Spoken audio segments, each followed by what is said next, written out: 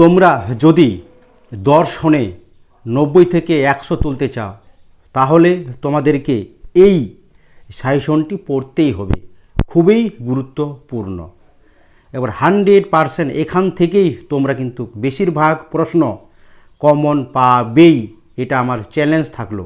তাই তোমরা ভিডিওটি স্কিপ না করে প্রথম থেকে শেষ পর্যন্ত অবশ্যই দেখবে, খুবই গুরুত্বপূর্ণ হতে চলছে এই ভিডিওটি। তাহলে প্রথম কোশ্চেনটি, যদি কোনো অবরোহ যুক্তির সিদ্ধান্ত সত্য হয় তবে যুক্তিটি অপশান এ অবশ্যই বৈধ হবে, বি অবশ্যই অবৈধ হবে, সি বৈধ বা অবৈধ হবে, ডি এদের কোনোটি নয়। তাহলে এখানে উত্তরটি হবে অপশান নাম্বার অবশ্যই বৈধ হবে। খুবই গুরুত্বপূর্ণ, প্রতিটা কোশ্চেনই একবার 100% গুরুত্বপূর্ণ। যে যুক্তিতে আশ্রয় বাক্য থেকে সিদ্ধান্তটি অনিবার্যভাবে নিশ্চিত হয় তাকে অপশান এ অবৈজ্ঞানিক আরোহ, অপশান বি বৈজ্ঞানিক আরোহ, সি উপমা যুক্তি, ডি অবরোহ যুক্তি। তাহলে উত্তরটি হবে অপশান নাম্বার ডি অবরোহ যুক্তি। আরোহ যুক্তির সিদ্ধান্ত সব সময় এ সুনিশ্চিত, বি সম্ভাব্য, সি সত্য, ডি বৈধ। তাহলে এখানে উত্তরটি হবে অপশান নাম্বার বি সম্ভাব্য। উদ্দেশ্য পদ অব্যাপ্য হয় অপশান এ সামান্য বচনে, অপশান বি বিশেষ বচনের, অপশান সি সদর্থক বচনের, অপশান ডি নয়ার্থক বচনের। তাহলে এখানে উত্তরটি হবে সঠিক অপশান নাম্বার ডি নয়ার্থক বচনে। প্রতিটি নয়ার্থক বচনের ড্যাশ পদটি অবশ্যই ব্যাপ্য হয় অপশান এ উদ্দেশ্য, অপশান বি বিধেয়, অপশান সি উদ্দেশ্য ও বিধেয়, অপশান কোনোটি নয়। তাহলে এখানে উত্তরটি হবে অপশান নাম্বার বি বিধেয়। যদি ই বচনটি মিথ্যা হয় তবে একই উদ্দেশ্য ও বিধেয় যুক্ত এ বচনে সত্য মূল্য হবে অপশান এ সত্য, অপশান বি স্ববিরোধী, অপশান সি মিথ্যা, অপশান ডি অনিশ্চিত। তাহলে এখানে উত্তরটি হবে অপশান নাম্বার ডি অনিশ্চিত। একই উদ্দেশ্য ও বিধেয় বিশিষ্ট দুটি সামান্য বচনের মধ্যে যে বিরোধিতার অবস্থান করে তাকে বলা হয় অপশান এ বিপরীত বিরোধিতা, অপশান বি অধীন বিপরীত বিরোধিতা, অপশান সি অসম বিরোধিতা, অপশান ডি বিরুদ্ধ বিরোধিতা। তাহলে এখানে উত্তরটি হবে অপশান নাম্বার এ বিপরীত বিরোধিতা। নিরপেক্ষ ন্যায়ের সংস্থানের সংখ্যা হল A 2, B 3, option C 4, option D 5। তাহলে উত্তরটি হবে অপশান নাম্বার সি 4। পক্ষপদ পক্ষ আশ্রয় বাক্য ছাড়া অন্য যে স্থানে থাকে তা হল অপশান এ সিদ্ধান্তের বিধেয় স্থানে, বি সিদ্ধান্তের উদ্দেশ্য স্থানে, সি সাধ্য আশ্রয় বাক্যের বিধেয় স্থানে, অপশান ডি সাধ্য আশ্রয় বাক্যের উদ্দেশ্য স্থানে। তাহলে এখানে উত্তরটি হবে অপশান নাম্বার বি সিদ্ধান্তের উদ্দেশ্য স্থানে। প্রাকল্পিক নিরপেক্ষ ন্যায় যুক্তির প্রধান আশ্রয় বাক্যটির অংশ দুটি হল অপশান এ উদ্দেশ্য ও বিধেয়, বি আশ্রয় বাক্য ও সিদ্ধান্ত, অপশান সি সংযোগী ও বিকল্প, অপশান ডি পূর্বক ও অনুগ। তাহলে এখানে উত্তরটি হবে অপশান নাম্বার ডি পূর্বক ও অনুগ। পি অথবা কিউ কাল পি অতএব কিউ এই যুক্তির আকারটি হল অপশান এ বৈধ এমপি, অপশান বি বৈধ এমটি, অপশান ডি বৈধ ডিএস, অপশান ডি বৈধ এইচএস। তাহলে এখানে উত্তরটি হবে অপশান সি বৈধ ডিএস। অশূন্য বা সাত্ত্বিক শ্রেণীর ভেন চিত্রটি হলো, এখানে অপশান থাকবে তোমাদের 4টি এ বি সি ডি। তাহলে এখানে উত্তরটি হবে অপশান নাম্বার বি। কোনো অ এস হয় বচনটির বুলীয় ভাষ্য হলো option A S P bar not equal to 0, B S P not equal to 0, C S bar P bar not equal to 0, D S bar P not equal to 0। তাহলে এখানে উত্তরটি হবে option number D S bar P not equal to 0। যদি P ভেল Q মিথ্যা হয় তাহলে P triple বার Q এর সত্য মূল্য হবে। তাহলে অপশান এ মিথ্যা, অপশান বি সত্য, অপশান সি অনিশ্চিত, অপশান ডি স্ববিরোধী। তাহলে এখানে উত্তরটি হবে অপশান বি সত্য। পি ডট কাল পি এই বচন আকারটি অপশন এ শত সত্য, অপশন বি শত মিথ্যা, অপশন সি আপত্তিক, অপশন ডি বৈধ। তাহলে উত্তরটি হবে এখানে অপশন নাম্বার বি শত মিথ্যা। কোনো সত্যাপেক্ষক যৌগিক বচনে সত্যমূল্য নির্ভর করে অপশন এ শুধুমাত্র অঙ্গবচনের উপর, অপশন বি শুধুমাত্র যোজকের উপর, অপশন সি অঙ্গবচন ও যোজকের উপর, অপশন ডি এদের কোনোটি নয়। তাহলে এখানে উত্তরটি হবে অপশন নাম্বার সি অঙ্গবচন ও যোজকের উপর। সাদৃশ্য কোন অনুমানের ভিত্তি? অপশন এ অভ্র যুক্তি, অপশন বি উপমা যুক্তি, অপশন সি লৌকিক আরোহ, অপশন ডি বৈজ্ঞানিক আরোহ। তাহলে এখানে উত্তরটি হবে অপশন নাম্বার বি উপমা যুক্তি। আরোহ অনুমানের সমস্যাটি হলো অপশন এ বৈধতা নির্ণয়, অপশন বি অবৈধতা নির্ণয়, অপশন সি আকারগত সত্যতা নির্ণয়, অপশন ডি সামান্যীকরণ। তাহলে এখানে উত্তরটি হবে অপশন নাম্বার ডি সামান্যীকরণ। আরোহ অনুমানের বস্তুগত ভিত্তি হলো অপশন নাম্বার এ পর্যবেক্ষণ ও পরীক্ষণ, অপশন বি প্রকৃতির একরূপতা নীতি, অপশন সি কার্য কারণ নীতি, অপশন ডি সামান্যীকরণ। তাহলে এখানে উত্তরটি হবে অপশন নাম্বার এ পর্যবেক্ষণ ও পরীক্ষণ। পরিমাণের দিক থেকে কারণ ও কার্য সমান এ কথা মনে করেন option A Mill, option B Carveth Read, option C Aristotle, option D Plato. তাহলে এখানে উত্তরটি হবে option number B Carveth Read. ক হল খ এর পর্যাপ্ত শর্ত এ কথার অর্থ অপশন এ যদি ক ঘটে তবে খ ঘটে, অপশন বি যদি খ ঘটে তবে ক ঘটে, অপশন সি যদি ক না ঘটে তবে খ ঘটে না, অপশন ডি যদি খ না ঘটে তবে ক ঘটে না। তাহলে এখানে উত্তরটি অপশন নাম্বার এ যদি ক ঘটে তবে খ ঘটে। ভেজা কাঠে অগ্নিসংযোগ ধূম সৃষ্টির কারণ এখানে কারণ কথাটি যে অর্থে ব্যবহৃত হয়েছে তা হলো অপশন এ পর্যাপ্ত শর্ত, অপশন বি আবশ্যিক শর্ত, অপশন সি পর্যাপ্ত ও আবশ্যিক শর্ত, অপশন ডি যৌক্তিক শর্ত। তাহলে এখানে উত্তরটি হবে অপশন নাম্বার সি পর্যাপ্ত ও আবশ্যিক শর্ত। দ্বৈত অন্বয়ী পদ্ধতিটি হলো এ অন্বয়ী পদ্ধতি, বি যুগ্ম পদ্ধতি, সি সহপরিবর্তন পদ্ধতি, ডি ব্যতিরেকী পদ্ধতি। তাহলে এখানে উত্তরটি অপশন নাম্বার বি যুগ্ম পদ্ধতি।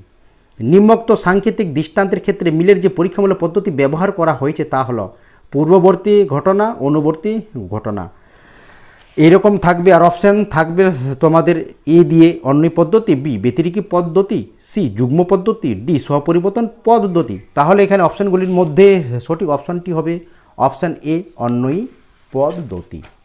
এরপরে আমরা এসিকিউর গুরুত্বপূর্ণ কোশ্চেনের অ্যান্সারগুলি দেখে নেব যা তোমাদের টেস্ট এবং ফাইনাল পরীক্ষায় আসবেই। তাহলে প্রথম কোশ্চেনটি যুক্তির বৈধতা বলতে কি বোঝো? তাহলে তোমার উত্তরটি এইভাবে লিখবে, যুক্তির বৈধতা বলতে আশ্রয় বাক্য থেকে সিদ্ধান্তের অনিবার্যভাবে নিশ্চিত হওয়াকে বোঝায়। বৈধ যুক্তির আশ্রয় বাক্য সত্য হলে সিদ্ধান্ত কখনোই মিথ্যা হতে পারে না। অথবা একটি বৈধ অভ্র যুক্তির উদাহরণ দাও যার আশ্রয় বাক্য মিথ্যা কিন্তু সিদ্ধান্ত সত্য। এবার উদাহরণটি তোমরা এইভাবে লিখবে, ই কোনো বৃত্ত নয় গোলাকার ক্ষেত্র মিথ্যা, এ সকল ত্রিভুজ হয় বৃত্ত মিথ্যা, ই কোনো ত্রিভুজ নয় গোলাকার ক্ষেত্র সত্য। বচনে বিরোধিতার দুটি শর্ত কি কি? তাহলে উত্তরটি তোমরা এইভাবে লিখবে, বচনে বিরোধিতার দুটি শর্ত হলো এ দিয়ে উদ্দেশ্য বিধেয় পদ এক থাকবে, বি গুণ ও পরিমাণ বা গুণ ও পরিমাণ উভয়েরই পার্থক্য থাকবে। বিপরীত বিরোধিতা ও বিরুদ্ধ বিরোধিতার মধ্যে পার্থক্য করো। তাহলে উত্তরটি তোমরা কিন্তু এইভাবে লিখবে, বিপরীত বিরোধিতার সম্পর্ক হলো দুটি সামান্য বচনের সম্পর্ক, অপরদিকে বিরুদ্ধ বিরোধিতার সম্পর্ক হলো একটি সামান্য বচন এবং একটি বিশেষ বচনের মধ্যে সম্পর্ক। অথবা যদি এই বচন সত্য হয় তবে এর বিরুদ্ধ বচনে অসম বিরোধী বচন সত্য মূল্য কী হবে? তাহলে উত্তরটি তোমরা এইভাবে লিখবে, যদি এই বচন সত্য হয় তবে এর বিরুদ্ধ বচনের অসম বিরোধী বচনের সত্য মূল্য হবে মিথ্যা। আবর্তনের ব্যাপ্যতা সংক্রান্ত নিয়মটি কি? তাহলে উত্তরটি তোমরা এইভাবে লিখবে, আবর্তনের ব্যাপ্যতার সংক্রান্ত নিয়মটি হলো যে পদ আশ্রয় বাক্যে ব্যাপ্য নয় তা সিদ্ধান্তে ব্যাপ্য হতে পারে না। অথবা দিয়ে এ বচনের সরল আবর্তনের একটি বাস্তব দৃষ্টান্ত দাও। তাহলে উত্তরটি তোমরা এইভাবে লিখবে, সকল এ দিয়ে সকল বৃক্ষ হয় উদ্ভিদ আবর্তনীয়, অতএব দিয়ে এ সকল উদ্ভিদ হয় বৃক্ষ আবর্তিত। বিকল্প পরিগ্রহণ দোষ কখন ঘটে? তাহলে উত্তরটি তোমরা এইভাবে লিখবে, বৈকল্পিক নিরপেক্ষণের প্রধান আশ্রয় বাক্যের একটি বিকল্পকে অপ্রধান আশ্রয় বাক্যে স্বীকার করে অপর বিকল্পকে সিদ্ধান্তে অস্বীকার করা হলে বিকল্প পরিগ্রহণ দোষ ঘটে। অথবা দিয়ে তোমরা এইভাবে মানে কোশ্চিন আসবে যে গঠনমূলক পারাকল্পিক নের এমপির একটি উদাহরণ দাও। তাহলে উত্তরটি তোমরা কিন্তু এইভাবে লিখবে, উদাহরণ লিখবে পয়েন্ট, যদি ভালো বৃষ্টিপাত হয় তাহলে প্রচুর শস্য উৎপন্ন হবে। নিচে লিখবে ভালো বৃষ্টিপাত হবে, অতএব দিয়ে লিখবে প্রচুর শস্য উৎপন্ন হবে। বৈধতা বা অবৈধতা নির্ণয় করো, হয় পাখিটি কাক অথবা কোকিল। পাখিটি কাক নয়, কারণ পাখিটি কোকিল। তাহলে তোমরা এইভাবে উত্তরটি লিখবে। আদর্শ আকার, হয় পাখিটি কাক অথবা কোকিল, পাখিটি কোকিল, অতএব দিয়ে লিখবে নিচে পাখিটি কাক নয়। তাহলে কি লিখবে, উপরিক্ত বৈকল্পিক ন্যায়টি বিসংবাদী অর্থে ব্যবহৃত হয়েছে, তাই এটি বৈধ বিকল্প বা বৈকল্পিক নিরপেক্ষ ন্যায়। গ্রাহক কি? তাহলে উত্তরটি তোমরা এইভাবে লিখবে, যে প্রতীক দিয়ে যৌগিক বচনের আপ্তবাক্যকে প্রতিস্থাপন করা হয় তাকে হলো বা তা হলো গ্রাহক। অথবা দিয়ে লিখবে পরিপূরক শ্রেণী বলতে কি বোঝায়? তাহলে উত্তরটি তোমরা কিন্তু এইভাবে লিখবে, মূল শ্রেণীর বিরুদ্ধ শ্রেণীকে মূল শ্রেণীর পরিপূরক শ্রেণী বলা হয়। ভেন চিত্রে দুটি পরস্পর ছেদি বৃত্ত কয়টি শ্রেণীকে নির্দেশ করে? তাহলে তোমার উত্তরটি এইভাবে লিখবে, আগে ছক লিখবে, তারপরে লিখবে চারটি শ্রেণীকে নির্দেশ করে, সেগুলি হলো, তাহলে এটা লিখবে এসপি বার, এসপি, এস বার পি এবং এস বার পি বার, এটা হলো চারটি। ওকে, প্রদত্ত বাক্যটিকে প্রতিকায়িত করো এবং তার অনুসারী সত্য সারণী গঠন করো।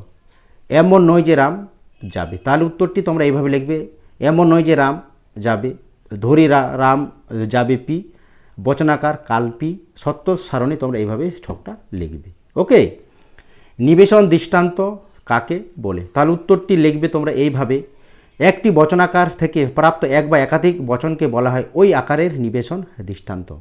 যেমন পি, এই আণবিক বচনাকার থেকে রাম হয় মরণশীল, শ্যাম হয় মেধাবী ইত্যাদি বচন পাওয়া যেতে পারে। অথবা দিয়ে সত্য সারণীর সাহায্যে হর্ষুর ধ্রুবকের সংজ্ঞা দাও। তাহলে তোমরা এইভাবে ছকটি লিখবে, তারা নিচে লিখবে যে ধ্রুবক দ্বারা গঠিত বচনাকারে পূর্বক সত্য এবং অনুমিথ্যা হলে মিথ্যা হলে সমগ্র বচন আকারটি মিথ্যা হয়, এছাড়া বাকি সব ক্ষেত্রে সত্য হয়, সেই ধ্রুবকটি বা ধ্রুবক হলো হর্ষু। ওকে, আহারমূলক লাভ কি? তাহলে উত্তরটি তোমরা এইভাবে লিখবে, আহার অনুমানের ক্ষেত্রে জ্ঞাত সত্য থেকে অজ্ঞাত সত্য বা বিশেষের জ্ঞান থেকে সামান্য জ্ঞানে উপনীত হওয়ার প্রক্রিয়া হলো আহারমূলক লাভ। অথবা দিয়ে আহার অনুমানের আকারগত ভিত্তি কি কি? তাহলে উত্তরটি তোমরা এইভাবে লিখবে, আহার অনুমানের আকারগত ভিত্তি হলো এক দিয়ে কার্য কারণ সম্পর্ক ও দুই প্রকৃতির একরূপতা নীতি। মন্দ উপমাযুক্তের একটি উদাহরণ দাও। তাহলে উত্তরটি তোমরা এইভাবে লিখবে, উদাহরণ লিখবে তোমরা পয়েন্ট, শ্যামল লম্বা এবং শক্তিশালী, রাম অঙ্কে পারদর্শী, অতএব দিয়ে লিখবে শ্যাম অঙ্কে পারদর্শী হবে। অবৈজ্ঞানিক আরোহ অনুমানকে লৌকিক আরোহ বলা হয় কেন? তাহলে উত্তরটি তোমরা এইভাবে লিখবে, অবৈজ্ঞানিক আরোহ অনুমানে কার্য কারণ সম্বন্ধ নির্ণয় না করেই কেবলমাত্র অবাধ অভিজ্ঞতার ভিত্তিতে সাধারণ মানুষ দৈনন্দিন জীবনে সার্বিক সংশ্লেষক বচনকে সিদ্ধান্ত হিসাবে গঠন করে থাকে, তাই একে লৌকিক আরোহ বলা হয়।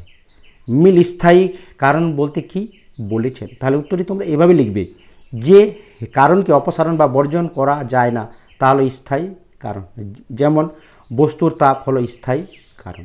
অথবা সুইচ অন করা পাখা চলার কারণ, এক্ষেত্রে কারণ শব্দটি কী অর্থে ব্যবহৃত হয়েছে? তাহলে উত্তরটি তোমরা এইভাবে লিখবে, সুইচ অন করা পাখা চালার বা চলার কারণ, এক্ষেত্রে কারণ শব্দটি আবশ্যিক অর্থে ব্যবহৃত হয়েছে।